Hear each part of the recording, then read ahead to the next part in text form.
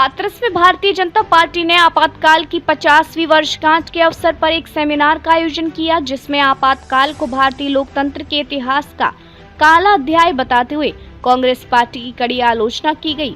इस कार्यक्रम में उत्तर प्रदेश सरकार के गन्ना विकास एवं चीनी मिल मंत्री लक्ष्मी नारायण चौधरी बतौर मुख्य अतिथि शामिल हुए। उन्होंने कार्यकर्ताओं को संबोधित करते हुए कई व्यक्तिगत अनुभव भी साझा किए। मंत्री ने बताया कि 1975 में लगे आपातकाल के दौरान उनके पिता को जेल जाना पड़ा था और उन्हें स्वयं कॉलेज से निष्कासित कर दिया गया था।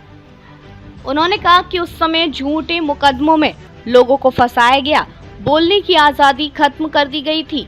मंत्री ने यह भी बताया कि उस दौर में एक व्यक्ति को पुलिस की गिरफ्त से छुड़वाने के लिए उन्हें एक दरोगा को 100 रुपए की रिश्वत देनी पड़ी थी। कार्यक्रम में बोलते हुए उन्होंने कहा कि आज का दिन हमें लोकतंत्र की कीमत याद दिलाने वाला दिन है और ये जरूरी है कि नई पीढ़ी को इस बारे में पूरी जानकारी हो। आपातकाल के समय लगभग 1 करोड़ लोगों की जबरन नसबंदी करवाई गई, अभिव्यक्ति की स्वतंत्रता को कुचल दिया गया, प्रेस पर सेंसरशिप लगाई गई और विपक्षी नेताओं को जेलों में बंद कर दिया गया।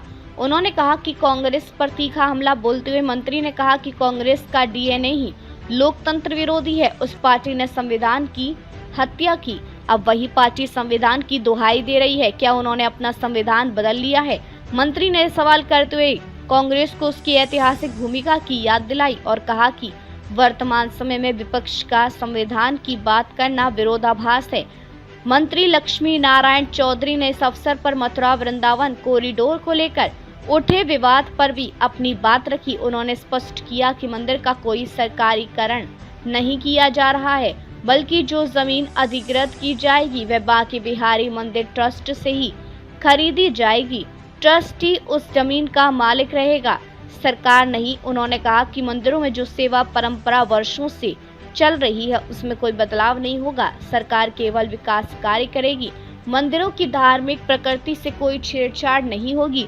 सेमिनार के दौरान भाजपा कार्यकर्ताओं ने आपातकाल के विरोध में नारे भी लगाए और इसे लोकतंत्र के खिलाफ एक षड्यंत्र बताया। वक्ताओं ने जोर देकर कहा कि ऐसे दौर की पुनरावृत्ति कभी ना हो, इसके लिए आम नागरिकों को सतर्क रहना होगा और लोकतंत्र की रक्षा के लिए सजग रहना जरूरी है। कार्यक्रम का समापन लोकतंत्र की रक्षा और संविधान की मर्यादा बनाए रखने की प्रतिज्ञा के साथ हुआ।